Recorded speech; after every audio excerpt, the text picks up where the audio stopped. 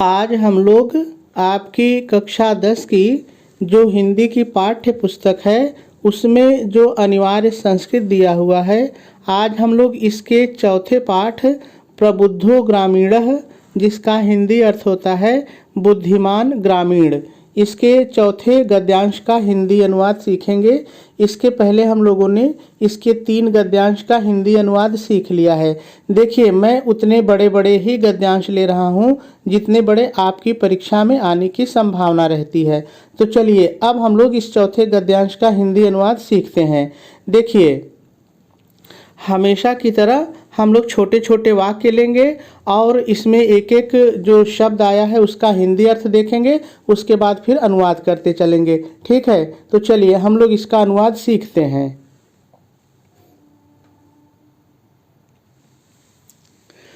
नागरिकः मतलब नागरिक या शहरी व्यक्ति, दोनों होता है, जो आपको अच्छा लगे एक ले लीजिए। शहरी व्यक्ति।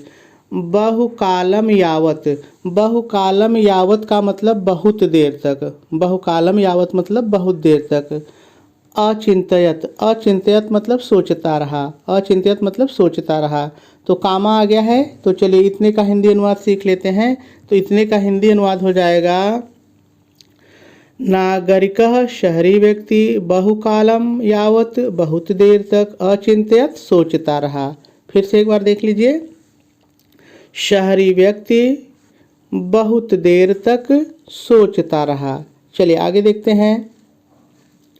परम माने किंतु या लेकिन, दोनों होता है, चाहे जो एक ले लीजिए। ठीक है। प्रहेलिकायाः मतलब पहेली का जो उसने पहेली पूछी थी, तो पहेली का। ठीक है। उत्तरम मतलब उत्तर या जवाब, दोनों होता है, चाहे जो आप एक ले लीजिए। ठीक है। दातुम माने देने में, दातुम मतलब देने में। समर्थ मतलब समर्थ या योग्य भी आप कह सकते हैं, चाहे जो कह लीजिए, दोनों सही है। समर्थ। ठीक है। समर्थ मतलब समर्थ। न माने नहीं। अभवत मतलब हुआ, तो चलिए पूर्ण विराम आ गया है, तो इतने का अनुवाद कर लेते हैं। तो इतने का अनुवाद हो जाएगा, परम किंतु, प्रहेलिकायाः पहेली का, उत्तरम दातुम उत्तर देने में, समर्थः समर्थ, न अभवत नहीं हुआ। फिर से एक बार देख लीजिए, किंतु पहेली का उत्तर देने में समर्थ नहीं हुआ, और पूर्ण विराम लगा देंगे। चलिए आगे देखिए। अतः सरल है, ऐसे ही रहेगा। ठीक है। ग्रामीणम मतलब ग्रामीण मतलब ग्रामीण से। अवदत माने कहा, कामा है, तो चलिए इतने का कर लेते हैं। तो हो जाएगा, अतः ग्रामीणम ग्रामीण से अवदत कहा। अब यहाँ पर थोड़ा सा एक शब्द अपने से जोड़ देंगे तो और अनुवाद अच्छा हो जाएगा। क्या जोड़ेंगे, देखिए, अतः ग्रामीण से शहरी व्यक्ति ने कहा। ठीक है, अब सही है। अतः ग्रामीण से शहरी व्यक्ति ने कहा। क्या कहा, चलिए आगे देखते हैं। अहम मैं, अस्याह इस, प्रहेलिकायाः पहेली का, उत्तरम उत्तर या जवाब, दोनों होता है। ठीक है। उत्तर, न जानती नहीं जानता हूँ, तो इसका अनुवाद हो जाएगा, अहम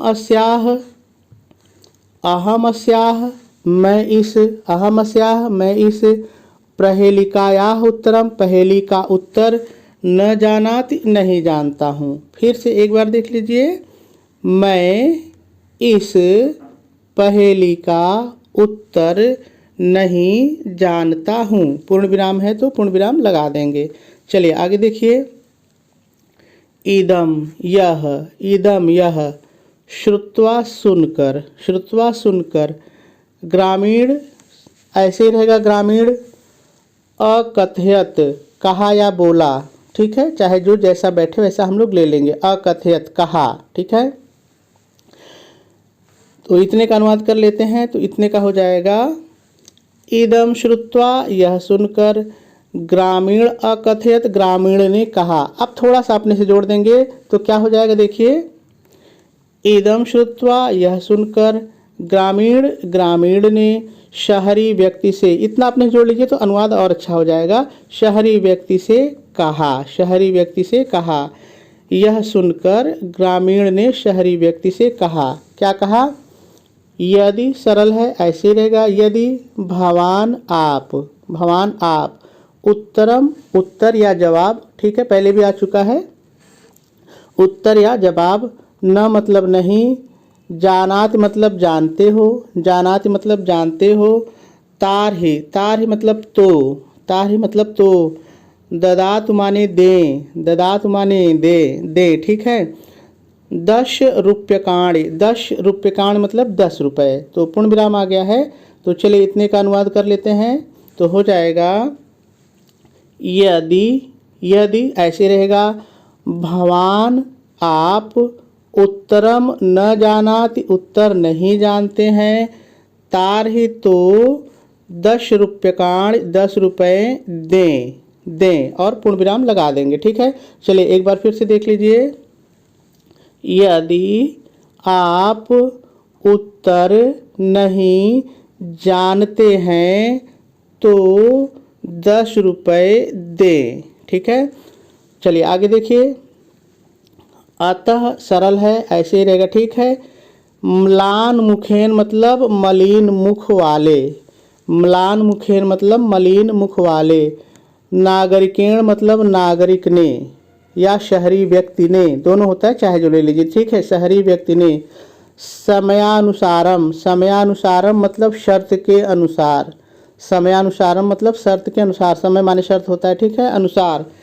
10 रुपयकाणि 10 रुपये, 10 रुपयकाणि 10 रुपये, दत्तानी दे दिए, दत्तानी दे दिए, पूर्ण विराम है तो पूर्ण विराम लगा देंगे। तो चलिए इतने का अनुवाद देखते हैं, तो इतने का अनुवाद हो जाएगा, अतः ऐसे रहेगा, अतः म्लान मुखेन, म्लान मलिन मुख वाले, नागरिकेण नागरिक ने, समयानुसारम शर्त के अनुसार, 10 रुपयकाण 10 रुपये, दत्तान दे दिए। फिर से एक बार देख लीजिए, अतः मलिन मुख वाले शहरी व्यक्ति ने या नागरिक ने, चाहे जो ले लीजिए, शहरी व्यक्ति ने शर्त के अनुसार 10 रुपये दे दिए और पूर्ण विराम लगा देंगे, आपका अनुवाद पूरा हो जाएगा। चलिए अब हम लोग देखते हैं कि संस्कृत गद्यांश पर प्रश्न किस तरह से पूछा जाता है और आप उसका उत्तर किस तरह से लिखेंगे। तो चलिए सबसे पहले हम लोग प्रश्न को पढ़ लेते हैं कि प्रश्न किस तरह से पूछता है। तो देखिए प्रश्न इसी तरह से पूछेगा, निम्नलिखित संस्कृत गद्यांशों में से किसी एक का ससंदर्भ हिंदी में अनुवाद कीजिए। आप इसको मेरे शब्दों में ज़रा सा समझ लीजिए। देखिए आपका जो पेपर होगा उसमें 2 गद्यांश दिए रहेंगे, उसमें से जो आपको सरल लगे उसको हल कर सकते हैं। अब आपको करना क्या पड़ेगा, ससंदर्भ का मतलब सबसे पहले आपको संदर्भ लिखना पड़ेगा, उसके बाद आपको उसका प्रसंग लिखना पड़ेगा, उसके बाद हिंदी में अनुवाद करना पड़ेगा। तो इस तरह से ये 3 चीज़ें आपको करनी पड़ेंगी।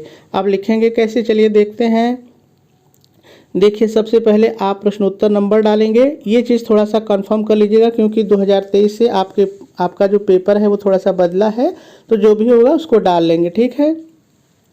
उसके बाद संदर्भ हेडिंग डालेंगे और डैश डाल करके लिखेंगे, प्रस्तुत गद्यांश हमारी पाठ्य पुस्तक हिंदी के संस्कृत खंड में संकलित प्रबुद्धो ग्रामीणः पाठ से उद्धृत है। अब यहाँ पर पाठ की जगह आप शीर्षक भी कह सकते हैं, तब आपका हो जाएगा, क्या हो जाएगा यदि शीर्षक रखेंगे तो ज़रा देख लीजिए, प्रस्तुत गद्यांश हमारी पाठ्य पुस्तक हिंदी के संस्कृत खंड में संकलित प्रबुद्धो ग्रामीणः शीर्षक से उद्धृत है। तो चाहे आप शीर्षक कहिए चाहे पाठ कहिए, ठीक है, और आपका संदर्भ पूरा हो जाएगा।